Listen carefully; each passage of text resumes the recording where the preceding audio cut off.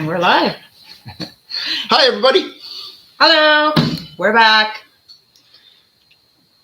Thanks for tuning in. I see there's already 30 people waiting for us. This is cool.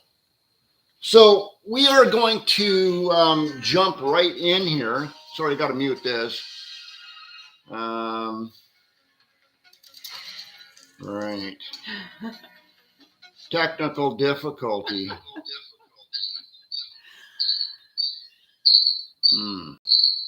Okay, go ahead and talk, April.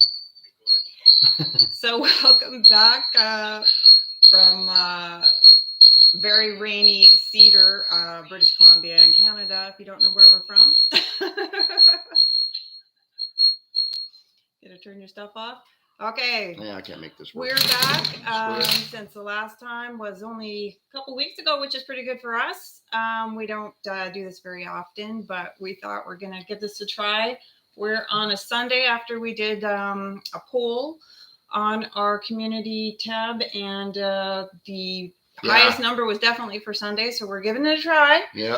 And we know that Sunday is not the best for everyone on the planet. Of course it's not, right? But we got to go with the flow on that one, and it was clearly on that poll we put out where you guys voted on that for Sundays. We got to go with that. So here we are. Yeah. So questions. Anybody have any questions? April's going to be reading the questions while I am maybe answering some questions. And sorry, I got the comments on slow, but I got to try and read these. And that takes a while, but I'm going to try and back up and go through them the best I can. So questions today, throw them at me and I'll see what I can do. I'll try and pin them to the top. Don't forget, our members will be in green. No, blue. Oh, they're blue? Oh, I'm sorry, our members. I'm sorry. I thought you were talking about moderators. No, our members, we have memberships on the channel, so they are posted, they're highlighted in green. Yeah, so they're green. That's green. So we try to do them as priority comments. So if that's just fun for them. Technically, I think that the color changes. I don't think so. I'm not sure. Anyway. I guess we should do a little housekeeping here. Just the usual. Yeah. Keep it clean. No bullying, of course, or self-promotion, but really just keep it clean. Just be respectful. Don't say anything in front of us or on the chat that you're not going to say in front of your mom. That's kind of how YouTube puts it. So just do that. Yep. So are we reading for questions? Okay. I'm kind of trying to read over here a little bit too. Okay, there's Brian Murphy. Can you highlight his? Oh, yeah. Sorry, I haven't got down that far. Oh. All right, well, I'll answer it. Brian Murphy says, I have an Echo backpack blower, an old one. My problem is it doesn't rev up to full power. What are the possibilities? Brian, there's several possibilities on that one I can think of. It might be something really bad where you say it's an old blower and possibly maybe there's something wrong. Maybe it's worn out. Piston and cylinder might be scored, something like that, where it runs, but it just doesn't run really good. It might just need a tweak for the on the carburetor. You might just need to tweak the low speed and high speed screws and adjust it again. Maybe something's changed with the atmospheric, or maybe your fuel mix is different, something like that. Easiest thing in the world to check is just try to adjust that carburetor again. And the other thing is this is just off the top of my head. The other thing is the plugged muffler, plugged exhaust will do that on any two-stroke engine. If the muffler's plugged itself, or if the spark arrestor screen in your muffler is plugged, it keeps the exhaust from getting out. So you're literally like choking off your engine. So there's several possibilities there. Okay. We will go here.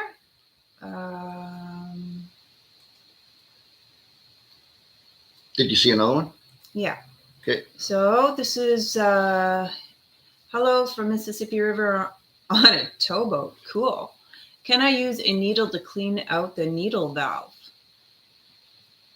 Can I use a needle to clean out the needle valve? I'm not 100% sure what you mean. I think what you mean is the needle and seat in your carburetor. And again, that's a question. I don't know if it's a 2-stroke you're talking about or a 4-stroke engine.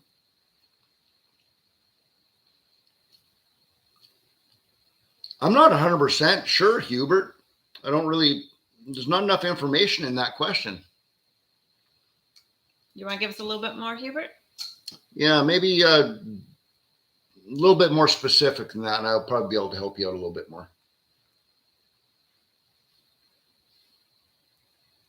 See if you'll write anything back. Well, let's carry on. I know that we can't wait for something like that, but yeah, keep your eye open for Hubert. Yeah. Okay. All right. Eric says, come on, guys and girls, smash that thumbs up button. It's free. Yes, it is. Oh, hey, on that note, we missed something last week. You remember? Oh, right. We missed something pretty important last week. Yeah, on our December 29th live, right at the very, very end, Rob Christinger sent us a super chat. Yeah. And it got cut off right at the very end, and we didn't get to say thank you. And I really wanted to say that. Yeah. He also, there was a message, and it said, invaluable sage advice. You are a life ... I'm sure it said lifesaver. But we didn't get to say thank you, so I really wanted to say that. It was sorry, just, Rob. Rob Christinger, I hope you're here right now, because that was just the most horrible timing. As you put that super chat down, April was already clicking the disconnect button, and then she goes, "Oh, we just got another super chat," and it's like, "Oh, we'll say thank you next time we're on." So don't think we forgot about you, Rob. Oh, I see John Clem's on today. Hello, Mr. Clem. Just so you guys, at the beginning of our videos, got to throw this out there. You see the Steve Small Innocent logo come up, and it says, I want to impersonate him, but I can't even do it. He just goes, try it. Welcome back to Steve Small Engine Saloon. Oh, yeah, that's terrible. So that's the guy that does that at the beginning of our videos. His name's John Clem. Yeah, I love it. He's a radio personality voice, I'll tell you that. Jeff Ferguson says, what do you think of a Husky 455 saw? Yeah, Husky 455. They used to be called a Rancher, 455 Rancher. And those were actually really good chainsaws. I don't think they build them anymore. They probably, changed a few things on them, but those were good chainsaws. Yeah. Not quite as good as the old Husqvarna, 61s, the 266s, the 288s, those older saws, but it was kind of close to that. I even think that a 455 Rancher even has that old carburetor on it. It's a Tillotson carburetor that the old saws had on, where you can actually fine tune those things in to make them work like really good, way better than you can tune a new chainsaw nowadays. The new chainsaws, all the EPA regulations and all that stuff, it's really hard to make them run properly. That's why a lot of fallers, loggers out there like the older chainsaws, because you can fine tune them. Yeah. Cool. Next question from Mac 900. Hey, Steve, I've been waiting to ask you this. How does the chain brake on a top handle chainsaw engage if it's mostly used with one hand? Hey, that's an awesome question. I actually did a video on that. It's in our playlist. It'll be in our chainsaw playlist back on our channel. That's a great question. Most chain brake, actually, I should say, 99% of chain brakes have the. You want to do a little show and tell? What do you got? All right, there's a chainsaw right there. There's your chain brake on, off. Now, the video that I did was showing that these things actually, you're holding it like that, and it kicks back, and your hand hits that when it kicks back, so it can't get up into your face, right? These are also have it's called an inertia chain brake on it. So by that, say this has a side handle on it, right? What if you're cutting something this way and it kicks back like this? Your hand can't hit that because your hand's up here now, right? It's inertia, just the force, I guess it's kind of centrifugal force, maybe something like that, where that chainsaw kicks back like this. It's inertia that will kick that on. Your hand doesn't actually have to hit that. And top handle chainsaws are the exact same thing. How does it engage? It's either your hand hits that guard or it's just inertia that's going to kick that on for you too. In the video I'm talking about, I actually show you how to test that to make sure your chain brake is working properly with the inertia part too. Good enough? Sounds good to me. All right. Okay. I like show and tell. Me too. Kind of fun. Yeah. Okay. Let's go to this one. From Danny Grizzle. Cool name. Gas engines that have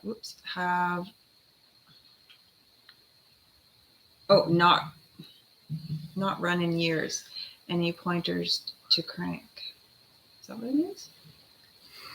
That have not run in years. Any pointers to crank?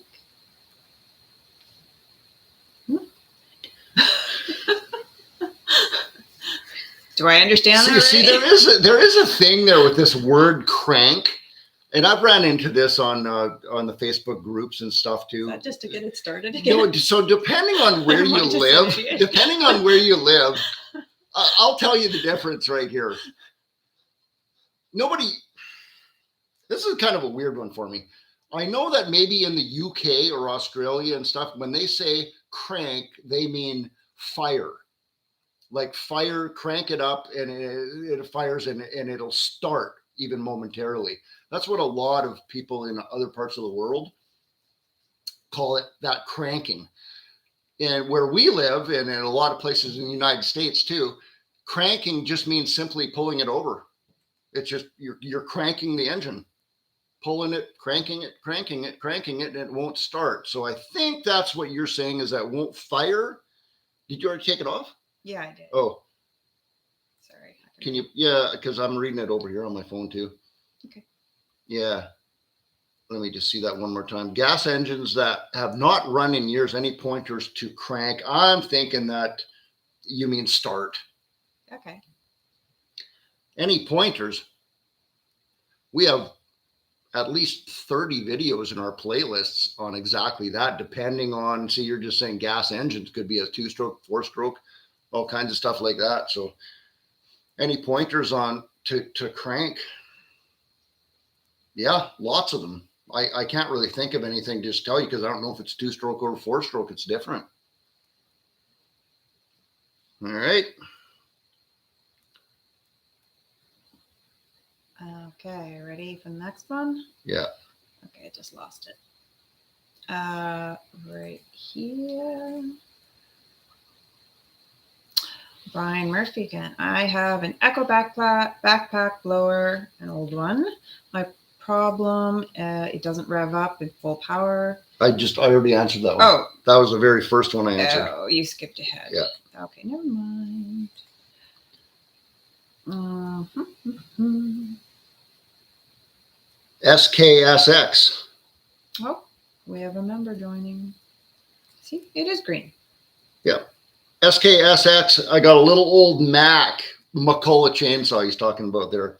Needs a carb kit and spline tool. Are they still available?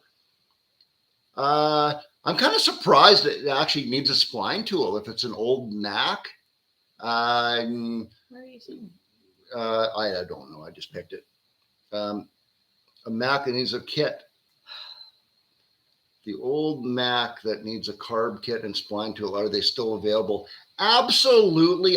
Just to answer your question, Absolutely 100%. The carb kits are absolutely available. I don't care how old your chainsaw is. The carb kits are available. You just have to know how to find them. And if it's a special adjusting screwdriver for that, yeah, it's available too. Okay. Ready? Push mower surges. That one? Yeah. Push mower surges after warmed up. Only after it's warmed up. The most common reason for any kind of push mower, there's several different engines on there. Lots of them just need the pilot jet cleaned out, maybe the main jet cleaned out at some time. It's not getting enough fuel. Here's the thing with your engine surging. Your engine is surging because it is not getting enough fuel. Now, sometimes, like we got the videos in our playlist again, where you can, just clean out certain little pilot jets and main jets, and then it's getting enough fuel and won't surge anymore. On some, you can do all that stuff and it still surges. That still means it's not getting enough fuel, which could be your intake gasket between your carburetor and your engine. If that intake gasket between those two is faulty and it's sucking a little bit of air behind that, then that will make your engine surge too, because now it's getting more air than it should. So it's actually not getting enough fuel. It will do that. Yeah. Most of the time though, it's a carburetor problem, not an intake gasket problem, but that can happen. Interesting. I don't run into that very often. Okay. Do you think a Husky 288 is a good chainsaw? Oh my God, buddy. Who's that? Juan? Did you pin that? Yep, Juan. Juan. Do I think a Husqvarna 288 is a good chainsaw? It is one of the best chainsaws ever built by any company ever. You can't buy that chainsaw anymore. It is an awesome chainsaw. It's right around 85 cc, something around two. Husqvarna, their model numbers, the last two digits are always very close to the cc's. So I don't think 288 is actually 88 cc's, but it's actually like 86 point something. Anyway, it doesn't matter. It's an awesome chainsaw. If you have a Husqvarna 288, do not ever get rid of that. Do not sell that to anyone for any price. I think you like that. I would kill to get my hands on an old 288 and rebuild that thing. Like, I'm not kidding. They got a tilt, what I said earlier with the Tilson carburetor, that has a Tilson carburetor on it. The carb kit is an RK23HS. Don't ever get rid of that. So they are worth rebuilding. Yeah. So all the junk parts of those come our way. The 266 Husqvarna is the same, pretty much the same chainsaw, but it's just a little bit smaller cc's. Yeah. Interesting. Okay, from Wayne. Now that federal government has implemented, it disappeared. Premium fuels also contain ethanol. Are the ethanol treatments that are available, such as Stable, really effective?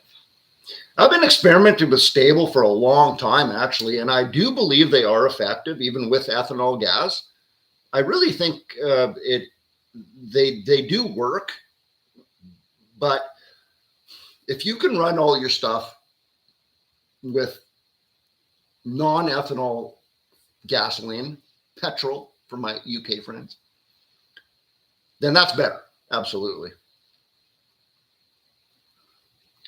Yeah. I'm still reading it. The federal government has just implemented. You're probably from the UK, aren't you? Because it's been like that for a long time in North America, but I know they just recently did this in the UK. Stable does work, but yeah. Okay, right? Yeah. I don't know if you can help with this or not. This is Daniel Dunn. Okay, I won't even go there. Hello, Steve. I've got a SR200 sprayer that leaks product out of the tube. Any suggestions? what kind of what make, like who builds it? What kind of sprayer? Is it a pressure washer sprayer or a garden sprayer? Or yeah, I don't recognize the SR200 part. Leaks product out of the tube. I'm sorry, Daniel. I don't know how to answer that. I'm not sure what you're actually talking about.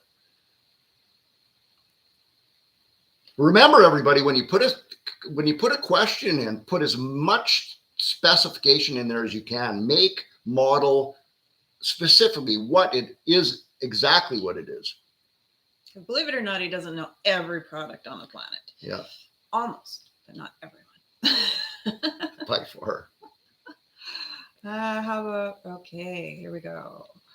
From Robert Lemley, I have a generator that won't start.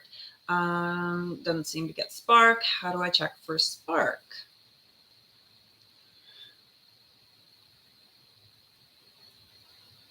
Okay, so again, we have that. There's a lot of YouTubers out there that have already put this out. We have that same video in our playlist also.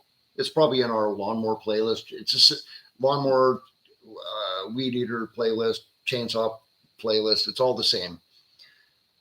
Don't seem to get any spark. How can I check for spark? It's kind of simple. Hey, I got a perfect show and tell time. Not going to pull this over, but here's a chainsaw right here. Now, if you see, this already has a spark plug taken out of it, and it's plugged in to the boot. And then if you just touch the side of that that spark plug on anything metal to ground it out, and then you make sure your switch is turned on, and then you keep that touched on the side, and then you pull that rope over, and you can see that spark plug sparking or not if it's grounded on the side. Exactly. That's a simple way to check your spark. Yeah. Next. By the way, we're committed today for about an hour. 22 minutes in. Okay. We're going to see if we can go for about an hour. Hey, there's another member. That's the second member. You see that? Eric Holbrook. Awesome. Cool. Thanks for being a member, buddy.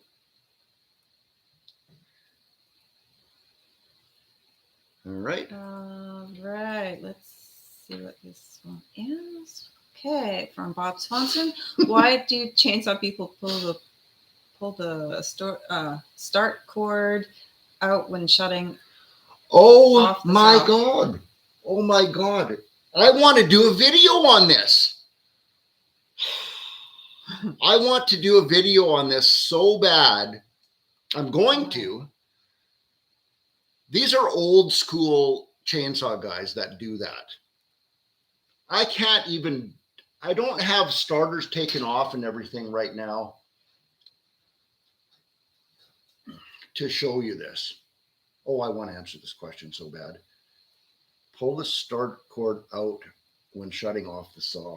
This is a great question. I have to answer this. I just got to find the right starter. Keep looking through some more questions. Okay. I know where I can get one. Right here.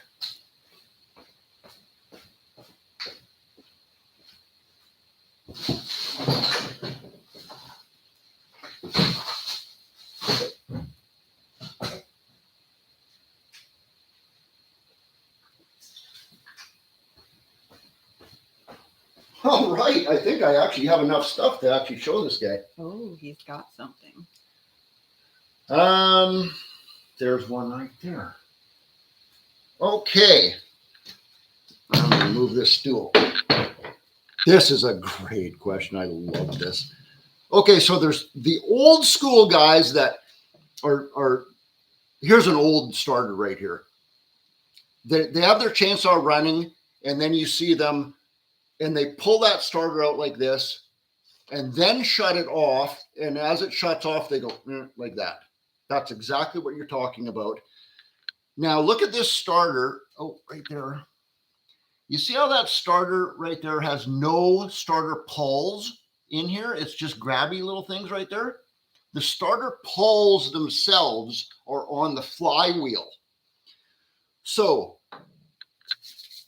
when you start this chainsaw like this, then the starter pulls with centrifugal force when it's running, the starter pulls fly out on the flywheel and they're away from this. So when that chainsaw is running, a chainsaw like this, you can actually have that chainsaw running and you can go like this with the chainsaw. Nothing happens. It doesn't catch, nothing happens because the pulls are already flipped out with the flywheel running around. Now, the thing is, when you shut that off,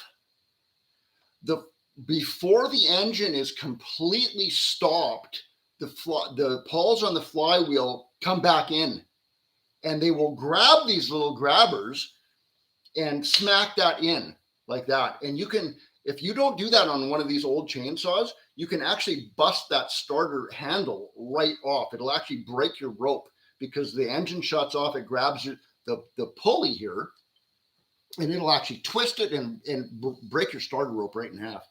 Look at that start. Look at that. Almost looks like that's been happening on that one right there. Okay.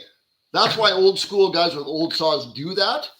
And then you'll see a lot of old school guys that think, oh, that's just the way you're supposed to do it. And then they'll take a new style chainsaw where it's the other way around. The grabby things are on the flywheel and the starter pulls that kick in and out are on the starter itself. Now, I know this is not a chainsaw starter right here, but this is good enough to show you. I'll try to get that in the camera. You see that little black pull as you pull that in and out? The pull pops in and out as you pull that. So you see old school guys, and they'll also do that on this. But guess what? When this I know that, like, did I say that? This is not chainsaw, but you get the point. So the chainsaw is running, and if you pull that starter rope out while the chainsaw is running, you're engaging the pull flying out, and it hits the flywheel and goes click, click, click, click. And you actually can wear that little pull out by doing that.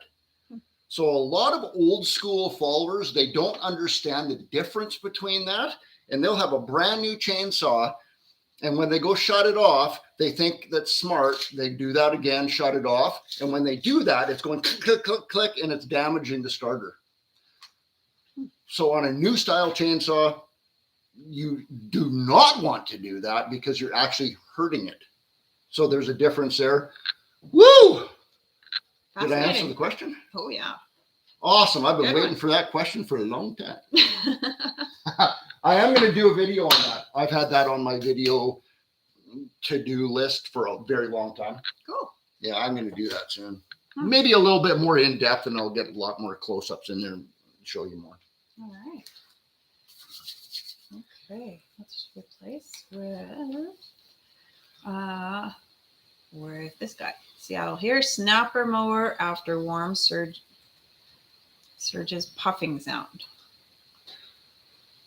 Snapper mower after warm surges puffing sound. I like the way you say it. Very.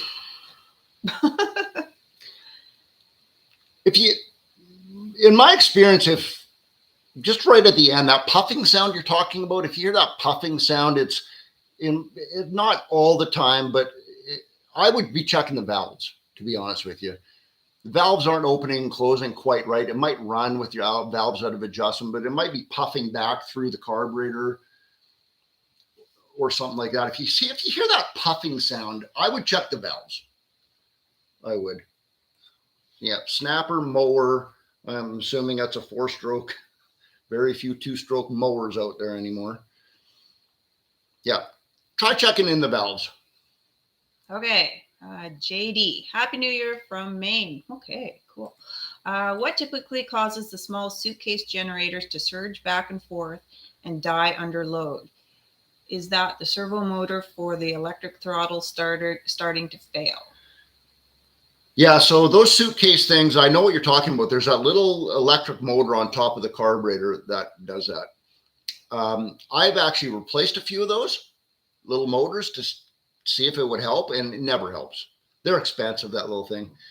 I still think on those little suitcase ones, it's a dirty carburetor, something plugged. One of the tiny little holes in there is plugged. It's not clean enough to, then it's going to surge. Is that the servo motor for the electric? I have never seen the servo motor on one of those fail, personally. I'm not saying it can't happen. Maybe sometimes they do. I would take that carburetor apart and watch a YouTube video on that, on how to clean that thing properly. Okay. Next is Randy. Hey, Steve. I bought a Craftsman mower a few years ago, brand new, and starting the break-in period. If the mower was run for less than a minute and shut off, it wouldn't restart immediately. Is that normal?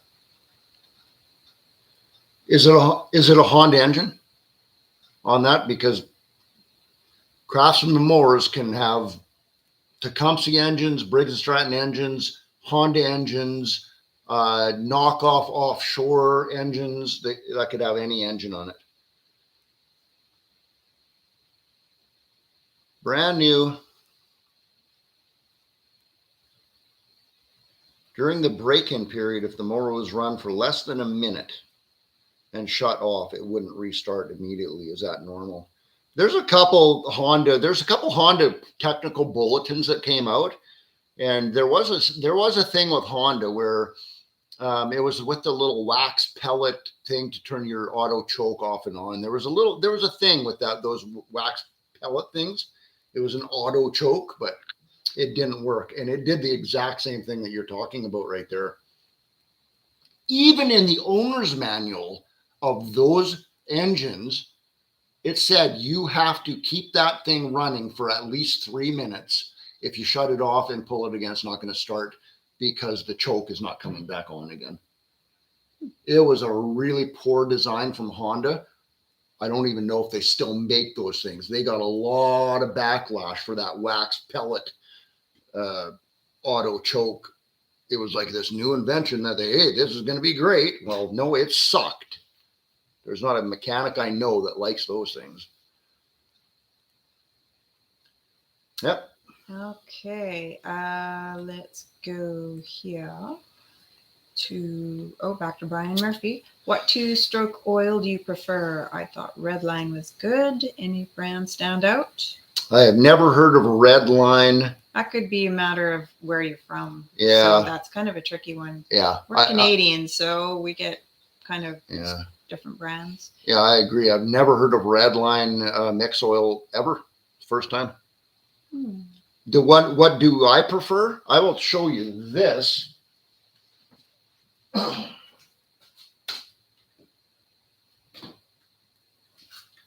This is the engine oil, two-stroke engine oil that I've been using for 30 years. It's not synthetic. It's old school. Uh-oh. Got to go up here. This stuff. There you go. Hey, is that written backwards? Yep. You guys see this written backwards? Like a mirror image, or is that just maybe our camera? Anyway, that's the stuff. Old school steel mix. I've been running that stuff for 30 years at 40 to 1, not 50 to 1. I've never, ever had a problem in my life. And I have been experimenting with this a little bit. Oh, maybe that's what you meant by red line. You mean Red Armor? Red Armor. Maybe that's what you meant. No, they read it. I've been, huh? That's correct. Oh, good. So I've been experimenting with the Red Armor stuff too, and I'm getting a lot of good luck with the Red Armor, especially cleaning out engines and making the carbon in your engines disappear. It really does work really good for decarboning an engine. So hope that answered your question.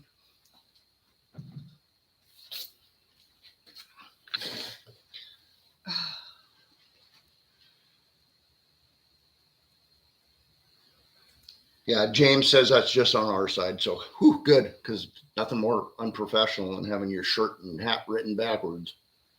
Hey, nice shirt and hat, by the way. I didn't even realize. It's none of it's backwards. Beautiful. Okay, I'll put this up again. We did try to answer this before. What? Snapper push. I know he's put fifth request here. Snapper push mower after warm surges.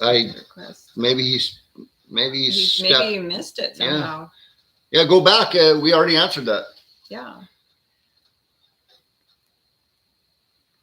Okay.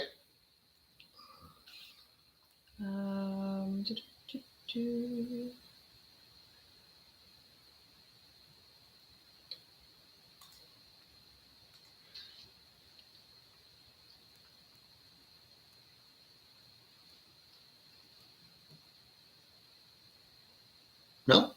No more questions? Sorry. Anybody have any questions? No questions? No questions? Sorry, I'm trying to read. Remember General Subliminal from Saturday Night Live?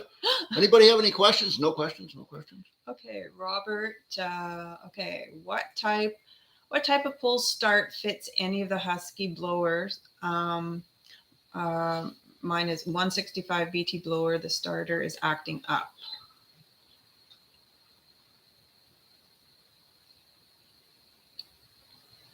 Type of pull starter. What type of pull starter fits any of? There is no pull starter that fits any of them. They're specific. Now, I shouldn't say that. There is a few different models out there that take the same pull starter, but on your Husqvarna blower 165 BT, man, I wonder if I actually have one. Show and tell time again. Can't think of where it would be. And I don't think I do. Sorry, Robert. I can't answer that question. Okay. Well, let's go with this one. Quick question. Is there a problem with swapping a camshaft with a crankcase cover from a Tecumseh H60 to an HM80? No idea. Absolutely no idea. That's something that you would have to actually look up the part. This is what you need to do in a situation like that. If I had that question, I would go back to the internet and find a parts breakdown for both of those and then see if the part numbers match. If it's the same part numbers, then yes, you can do that. Here's another part question. Okay. Mike Adams says, I have a Still FS74 weed eater. I need a new head bearing assembly. Dealer said it's so old that Still has discontinued the part. Any suggestions of another source? Where do you get old parts? Yeah. Where do you even start to look? You kind of need to get it off real old. A new head bearing assembly. See, I don't know what that means. I don't know what a head bearing assembly is. I've just never heard it called that before. An FS74 head bearing assembly.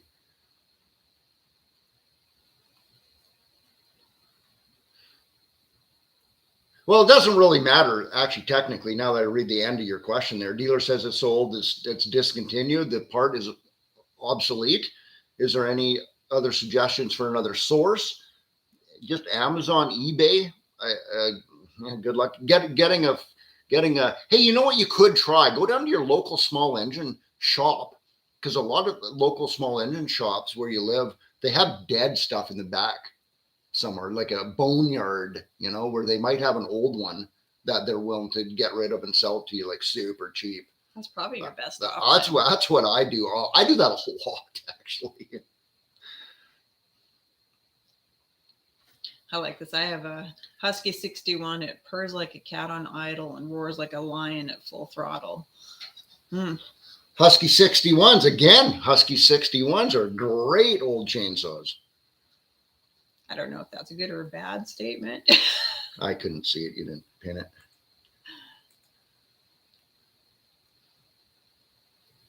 Husky 61, it purrs like a cat on idle and roars like a lion. That's beautiful. That's a compliment.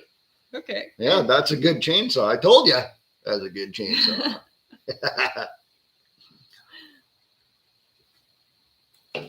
Just like I like this one. This is funny too. I can't run past the damn trash pile without looking for an old mower to fix and sell. This channel gave me an addiction. Awesome. Awesome. I love that. I totally love that. I totally agree.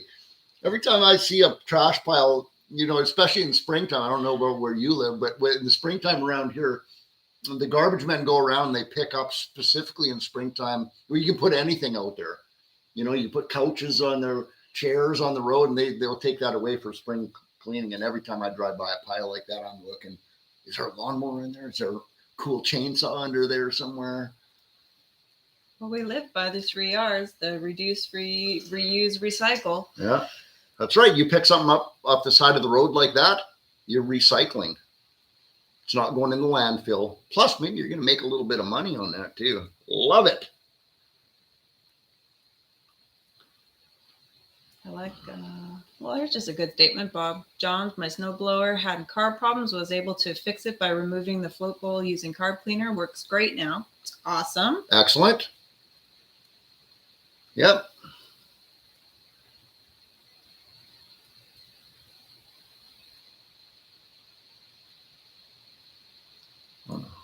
No fine questions.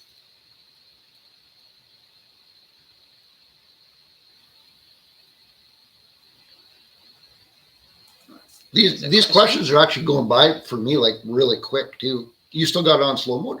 Yeah. 30 seconds slow Yeah. mode. Okay. How long will non-ethanol 2-stroke gas stay good in a good airtight container?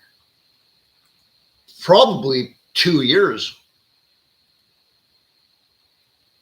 How long will non-ethanol 2-stroke gas stay good in a good airtight container? Well, I'll tell you. Here's one. No, that's not it. No, so when you buy the 2-stroke, the canned stuff, man, I thought I had a can of that around somewhere. Here's a big one. Here's a big one right here. This is pre-mixed gas, 50-to-1. Moto mix from Steel. That's what it is. It is non-ethanol fuel that's mixed with their oil. And they say, it's going to say somewhere right on here. Yeah, I'm not going to waste 15 minutes of your time. It lasts for 3 years shelf life, something like that. But when it's opened, then it's still good for, I think it says on there, a year. So some of those canned fuels will say even after it's opened, it's good for 2 years. Oh, here's that Daniel, that sprayer. Okay. Response. All right. He said it was a Still SR200 backpack sprayer for mosquitoes. Oh, one of them. It's a leaf blower. A backpack sprayer is a leaf blower with a little attachment sitting on top of it that you put your chemical in there. Okay, what was the question then? It leaked. The sprayer leaked? Now I know what you're talking about, but I can't remember your original question. Have to go back.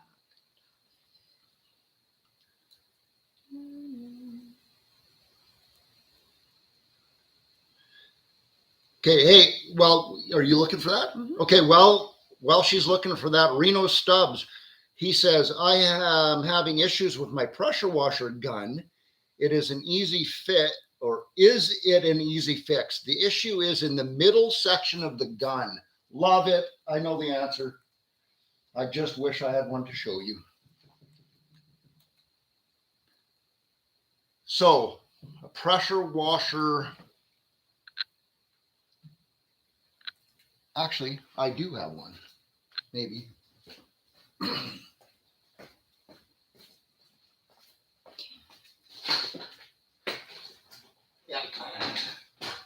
We have a lot of equipment around our shop. I love it. Actually, a lot of parts to a lot of equipment around our shop. So I think this is what Mr. Stubbs there is talking about. So there's your pressure washer wand right there. And most pressure washer wands are just a full, this pipe right here just goes right down to the handle. There's no joiner in the middle. It's leaking right there. Is that what he said? He said it's a problem with it leaking right here.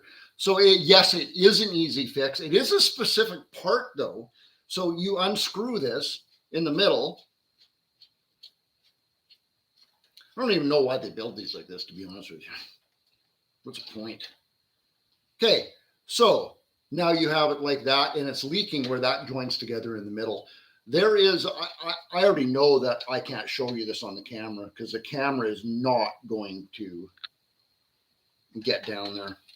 So anyway, there is, it's an O-ring in there, and on a lot of these things, it's a double O-ring.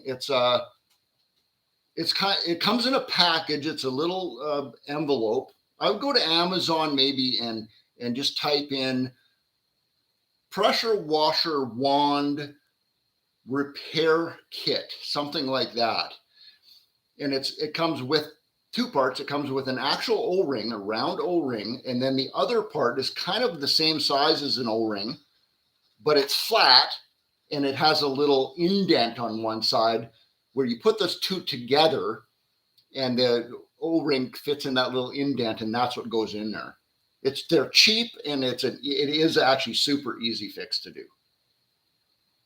That answer? Awesome. Yeah. And I found Daniel's question. All right, let's go. Did you pin it? Yep. All right. So that's the sprayer. Leaks product out of the tube. Uh-oh. Well, it's a leaf blower, as far as I know.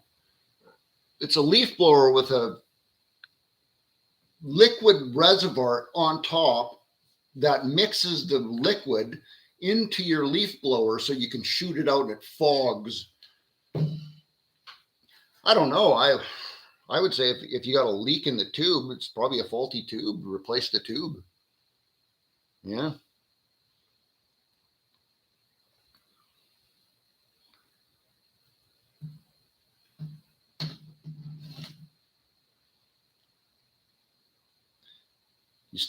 Next question. Okay. Oh, it's one of those. Well, that's just a garden sprayer. Well, in Canada, we just call those garden sprayers. Okay.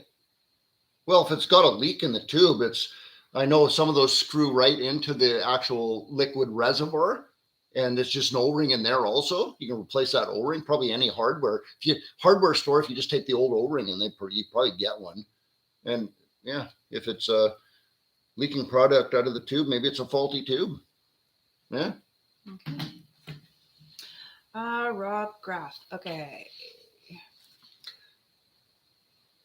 MS250 won't idle. Replace carb and new carb acts exactly the same no matter where I set the LA screw or the low screw. Acts like no idle circuit in the carb. So that tells me right there it's not a carburetor problem. If you got a brand new carburetor and it does the same thing as your old carburetor, it's probably not a carburetor problem. Acts like no idle circuit in the carb, so it won't idle. I'd be curious to know if it revs up at all. If like it does it run fine at high speed, but it just won't idle. MS250s, they have, well, this is pretty much the same chainsaw. This is an MS230. It's the exact same chainsaw, just the piston and cylinder a little bit bigger. And there is a spark arrestor screen in there. You can have that plug up. And that, if it's plugged up enough, it will not idle. It's got nothing to do with the carburetor, though.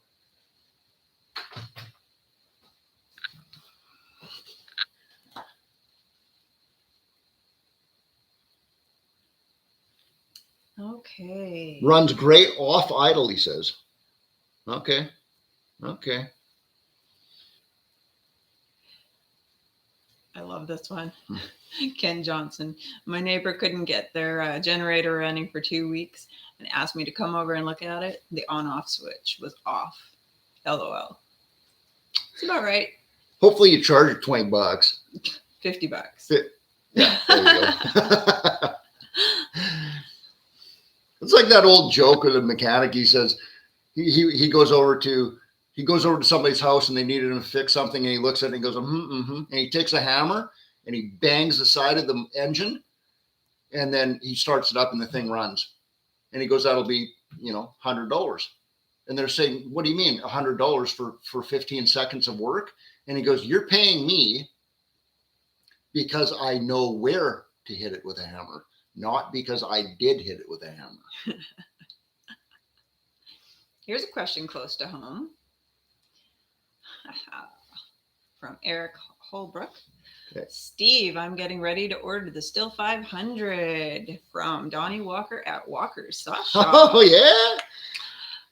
It's coming to Virginia, to the hardwoods. Should I leave it stock or get it walkerized?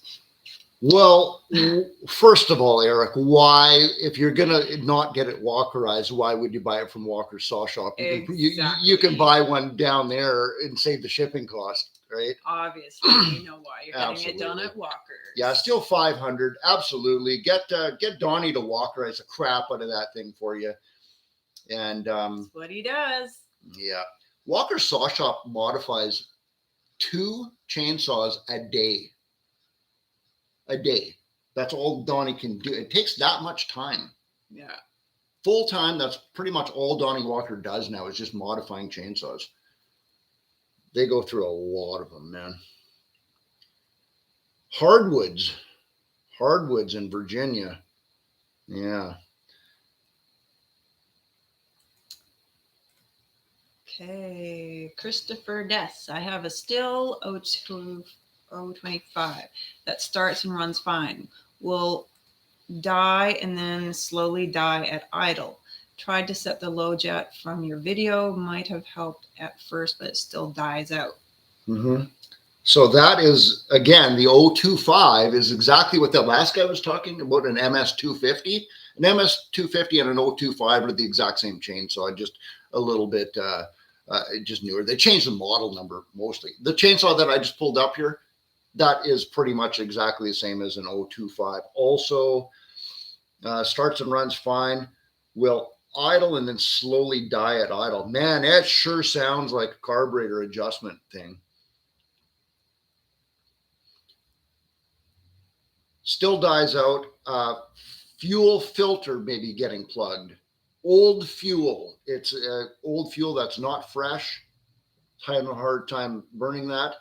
Dirty carburetor. Carburetor kit needs to be replaced because the metering diaphragm is hard and crispy and it's not working properly.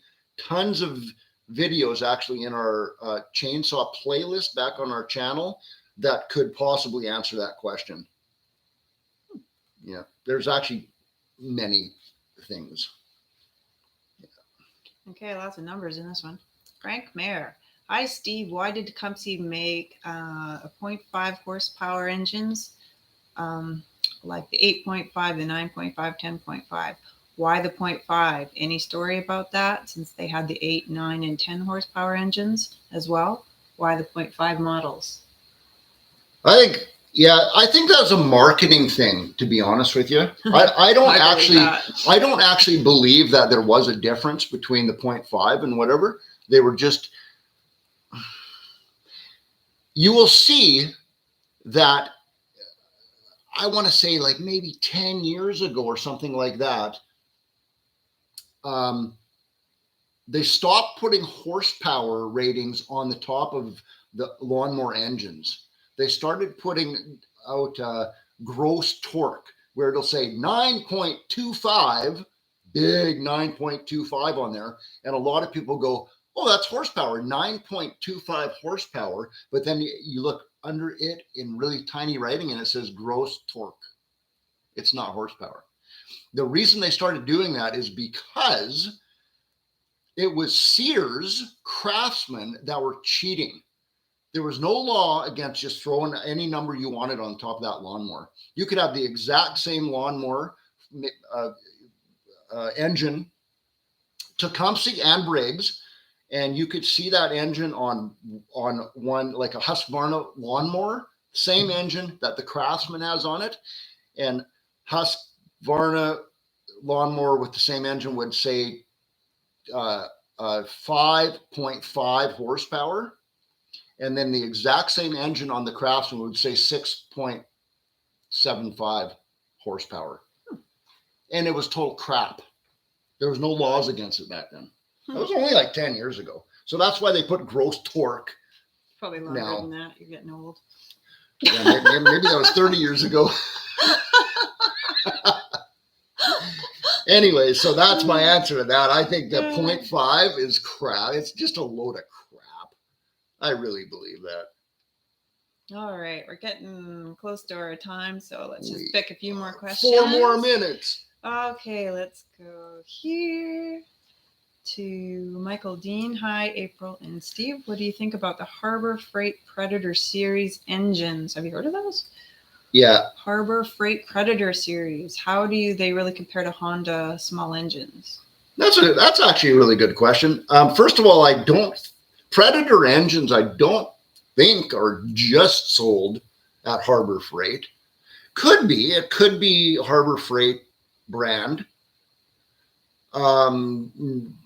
They're a Honda knockoff. They're a Honda clone.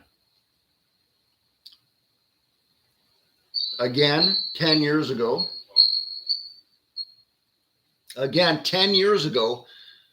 Well, maybe 20 years ago, according to April. Chinese knockoff engines were crap. I'm not going to spend much time on this Chinese stuff today because I get yelled at a lot. So, my point is they've come a long ways. So long ago when Japanese engines first started coming out, they were junk too, and now they're like one of the best in the world. I think though, it used to be where you could buy a Harbor Freight, you could buy a whole replacement engine for $99 Canadian, the whole engine, and the exact same Honda engine was $550. You could literally buy 5 Chinese knockoff Hondas for the same price as buying a real Honda. And they were junk back then. They were literally like, okay, this doesn't work anymore. It's not even worth fixing. Throw it in the garbage. Another $99. Put that one on your plate compactor or whatever. Just run it and just keep going. Just keep swapping engines. Disposable. Yeah, disposable, exactly. And now they are better now. They're not like that anymore. So, of course, they're not $99 anymore either. Huh. Yeah. Okay. I don't have a problem with that stuff. I really don't. Doves and bats. How do you adjust a rich or lean 4-cycle carb with no adjusting screws? I think you've done video on this at some point. No, 4-cycle carb. Oh, most 4-cycle carbs don't have adjusting screws on them. And even the Honda ones the Honda ones that have that little jet that you can turn it with a screwdriver, but it literally only turns like this much. Like literally 1/8 of a turn. That's all you can turn it because it's got a little limiter cap on there. It doesn't do anything. I've even pulled them limiter caps off and unscrewed and screwed back in, and it doesn't do anything.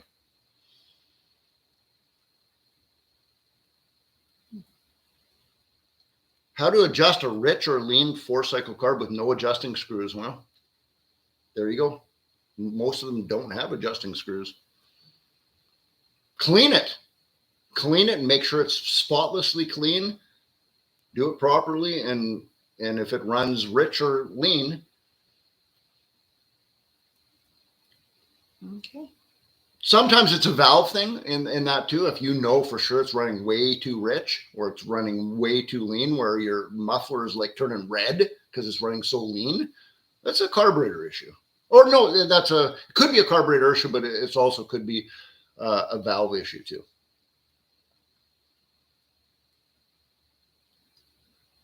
Well, there you go. We're at 1 hour. We're at an hour, so we're going to cut it off. Cool. All right. Well, I know there's still probably a few more questions coming in. Well, we committed to an hour, so Well, thank you. There we Thanks go. everyone for coming. yeah. This was fun. I'm still kind of getting used to this, but we're doing better. So hope everybody gave us a thumbs up because we really appreciate that. And if you're not a subscriber, please subscribe to our channel because that's really appreciated. And we'll try to do this again. We're going to try to stick to Sundays. We might do the odd one during the week, but we'll see what we can do. Yeah, I think you'll see us next Sunday again. We're going to try. This is fun. You know, we commit to an hour every Sunday. It's fun. I really like helping answer some questions. Maybe I helped somebody save some money out there today. I certainly hope so. That's why we started this whole thing. That's right. Yeah. Happy to do it. I think that's it. Okay. You ready? Yeah. Steve and April out.